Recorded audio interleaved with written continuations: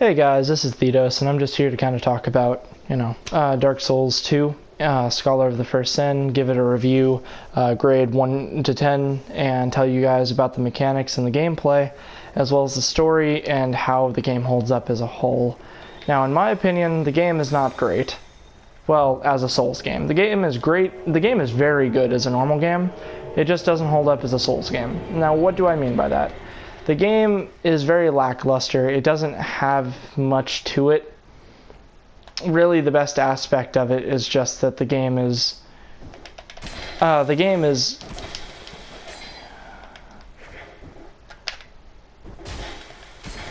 this guy is the king of lag.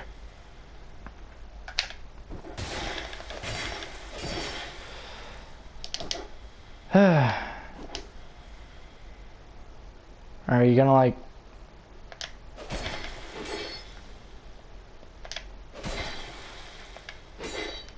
I can't even tell what he's trying to do.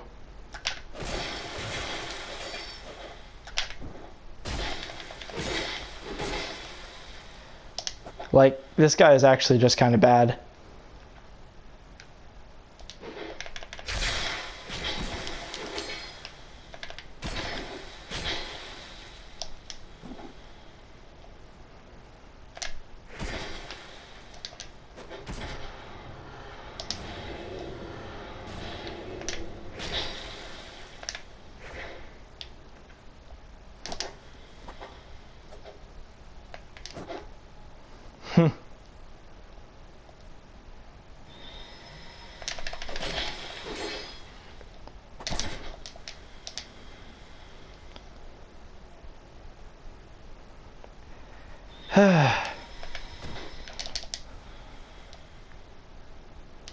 Yeah, he's trying to bait me.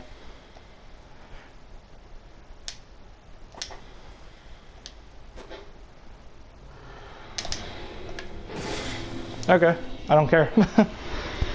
But the game is a very good game, just not as a Souls game. And I'm going to stop PvPing because it's hard to focus on both.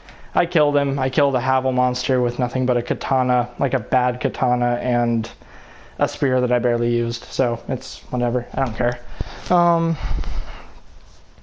God, those builds are just cancer. I'm sorry.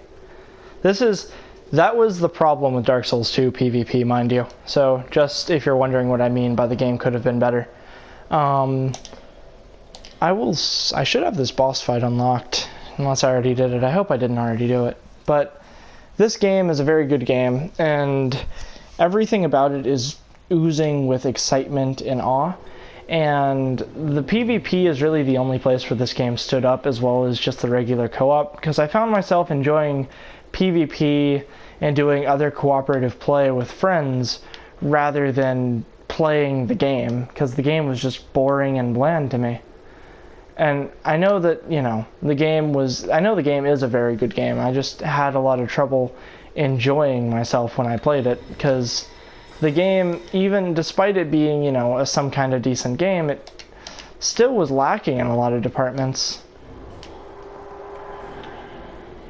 I mean, there's just so many issues that I found with this game, and I can't even put my finger on all of them, that is never good to say. But it is still a very good game nonetheless. Now, I haven't played this game in a long time, and by a long time I mean it's been a little bit, a few months. So I'm a little bit rusty, as you can tell. In the PvP department mostly. In PvE it's kind of just like, R1, R1, R1, R1. But the game is, this is a really cool boss fight. Don't get me wrong, this is an amazing boss fight. This is one of the few good boss fights, though. This might be one of my favorite boss fights, but it's the only boss fight of this game that I find that was really memorable in a good way. Like, there are boss fights where it's just like fighting 2 or 3 people. There are boss fights in this that are just, there are plenty of bad boss fights that just aren't very good at all. But there are also a lot of boss fights that are very good and hold up on their own very well. I mean, this is one of the few ones where I can just say, man, I wish I had more boss fights like that. Because this one is just like, it's built up through this actually decent DLC that actually does have good story to it. And then, you know, other than it being built up from that, wow. Should have just healed. But the game is actually built up through a lot of different means. Man, this video is just going to be me failing a lot just because I haven't played this in a while. So the game in a lot of ways stands up very well on its own, but not as the Souls game. And I think through kind of just showing you guys what I mean through the game's play, it's kind of evident. Because the game is slow and sluggish, your character doesn't feel all that, like, not weighty. I don't know, I'll explain more about this game in the further videos I have about it, but I just have to say that the overall grade I'd give this game is maybe... it's not a 7. Not a 7.5, maybe just maybe an 8. I think an 8 would be exactly where this game is. It's not really anywhere else, it's just an 8. I feel like I'm being generous because I spent thousands of hours on this game, and I hate to admit that, but even still I would barely put it at anything above an 8. If that. Because a good game is a game where I just play it and I just say, man, this was memorable. And all I can remember from this is being really, really pissed at all the PvP because everybody is a piece of shit in this game when you play against them. That's honestly all I can remember.